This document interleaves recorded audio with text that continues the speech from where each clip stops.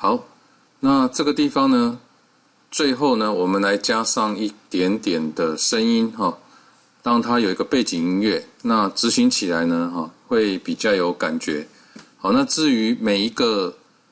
动作是否要搭配音效呢，这个我们在这里就不另外的做说明哈，因为这个部分呢需要花比较多的时间呢来进行处理。所以在这里呢，我们可以先点到Hierarchy 这里，好，那我们 create 一个 empty，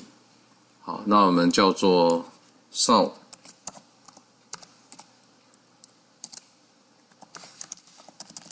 controller， 好，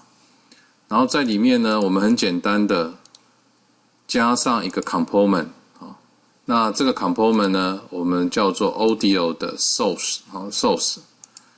那我们把它加进来之后呢，我们这里Audio 的 clip 呢，我们可以选一下。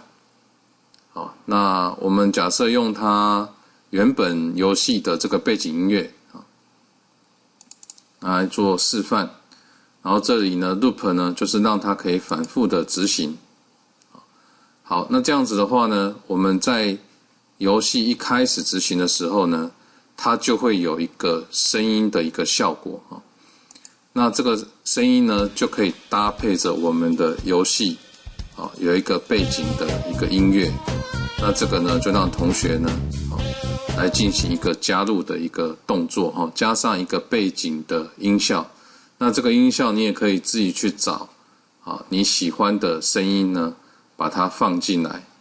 那就可以有你自己想要的一个背景音乐。